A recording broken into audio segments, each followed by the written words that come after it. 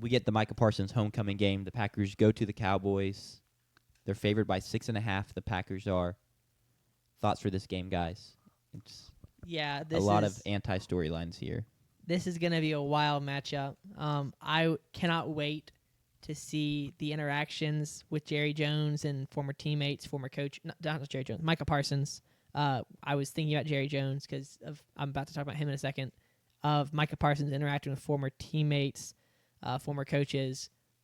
I would love to see what is it when Luka came back? Like there's an interaction with Nico where Luke ignored him or something. Am I making that up? I think Luka's staring at Nico, and That's Nico's what just Okay. looking off to the side what and it was. trying not to make eye contact. I would love to get I don't know what, but some sort of interaction or ignoring.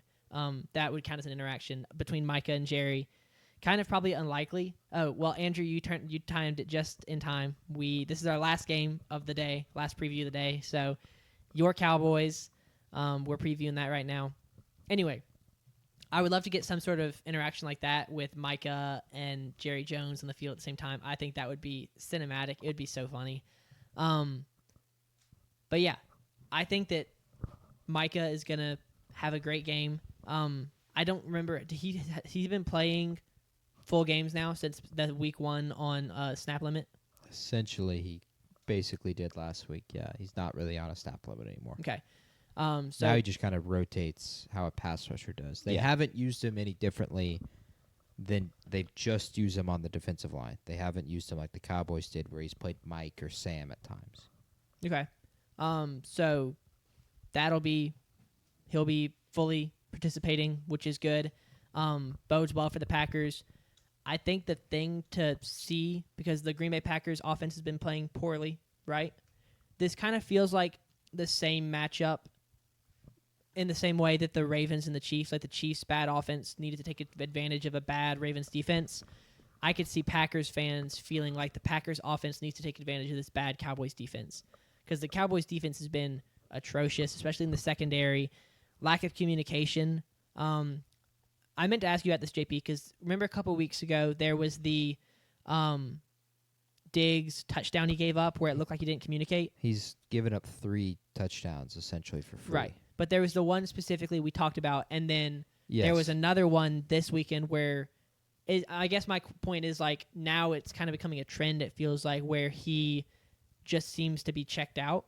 If he's giving up touchdowns like that, I don't know if I'd classify as checked out, but the way it looked, the Giants ones, they're in cover 3 on the first one that goes to Malik Neighbors. He, for whatever reason, I guess he has the freedom. He's the third guy of the 3 deep safeties. He press coverages Malik. But Malik is lined up in the X on the furthest outside. That means it's one-on-one. He in a cover 3, that's one-on-one. The interior safety does not help there, and he just gets beat deep. And for whatever reason, he stops as the ball's at like the 35, and he stops at about the 10 and turns and looks like he's waiting for a safety to come over and help. That's not how you play cover 3.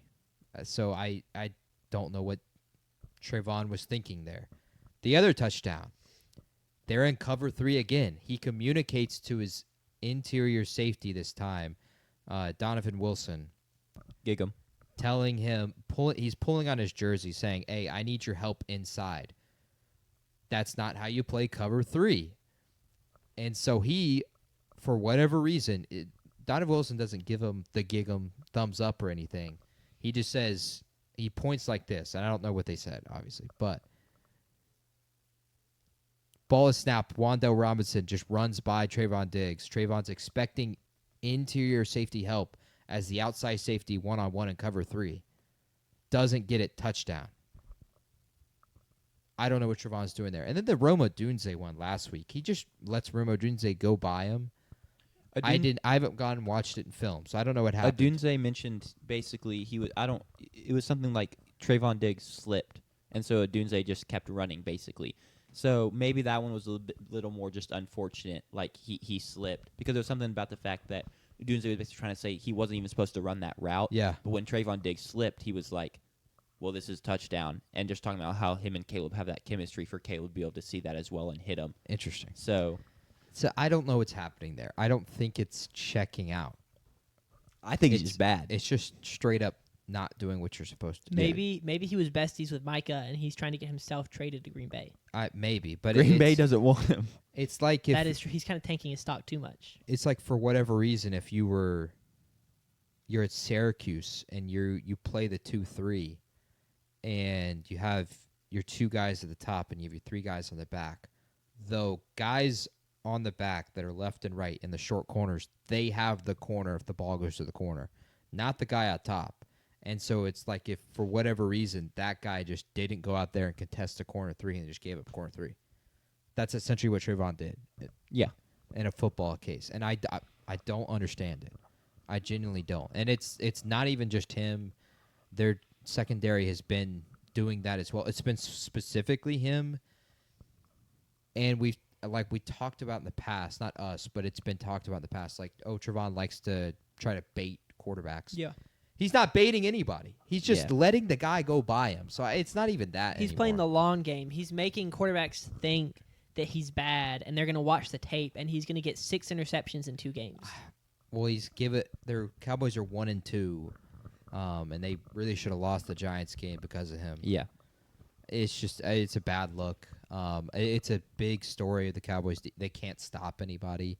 They've given 31 points, obviously 34 to the Giants, and then they gave up 27 to the Eagles, but it really could have been more without the weather delay. Sure. They've been awful defensively, and so I 100% agree. The Packers better cook. Yeah. Like Jordan Love, Matthew Golden, you better go off. This is my get Matthew Golden going game. He has 68 receiving yards through 3 weeks. And I guarantee the Packers of all teams did not draft a wide receiver that high for him just to be another wide receiver. Yes. He's supposed to become the guy. Let's get it going. This is the perfect game to do so. He finally last week caught all of the balls that were thrown to him. He had 4 targets, caught all 4 of them, 52 yards. And I would expect them to try to get him going. I would expect them to try to hit shots over the top, clearly, because those are going to work. It's pretty easy against the Cowboys. So I expect that entirely. And defensively, that's been the best unit. They should be 3-0 because of their defense. Yeah. But Jordan Love threw a terrible pick at the end of the 4th against Cleveland, and they ended up choking that game. The field goal gets blocked. Bad luck, whatever you want to call it. Their defense has been elite against the Lions and the Commanders when both teams were healthy and had all of their weapons. They did their job against the Browns. They only gave up a touchdown because the Browns started that possession on the 4-yard line. Yeah. So I don't think they're going to shut down Dak. I don't expect that. But I think they'll hold Dak to 14 to 20 points, kind of like the Bears did last week. But I think the Packers win. I think they win big. I think they're going to have another perfect game where they just play it. Well, I guess they haven't had a perfect game where they've played excellent offensively. This should be another cruise control game, though. Offensively, Agreed, 100%. where it doesn't really feel like they're trying, and yet they're still moving the ball fairly well. And I hope Micah doesn't sack Dak. Fair. Last thing I'll say before we get into the pick'em, the Packers have a lot of offensive line issues. Zach Tom's hurt, among other players, and so I guess the avenue for the Cowboys is if the Packers' O-line, which didn't hold up well at all last week, can't hold up against the Cowboys. Now the difference is it's the Browns' pass rush, and this is the Cowboys' pass rush, so I don't expect that to be an issue. Something to keep an eye on, though. Yeah. But go ahead. I was going to ask, what do you expect from the Cowboys' offense? I don't think I watched any Cowboys games yet, at least not like in entirety.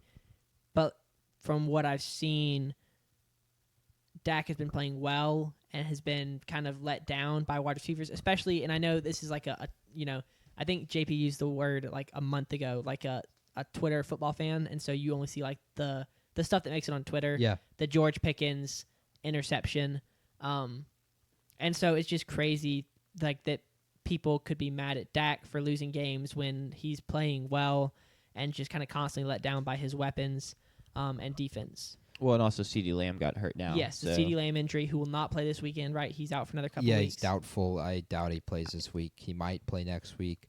They didn't put him on IR, which is telling, so that they expect him to get back early.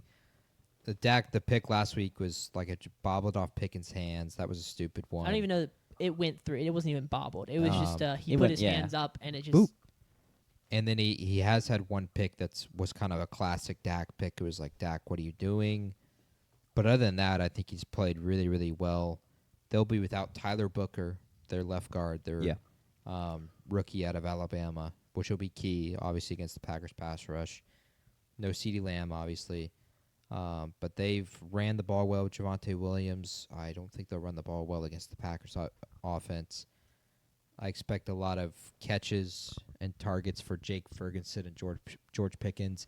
Dak leads the league in check down rate right now. He checks it down to roughly 30% of the time. That number's going to be higher in this game. Yeah, I expect it to be much higher in this game. So maybe you could still play Javonte Williams in fantasy for that running back receiving threat. But I don't think Dak will get what he wants in this game in any way. I don't think he'll be scared. I don't think he'll play poorly. If he plays poorly, it'll be because the Packers are playing so damn well.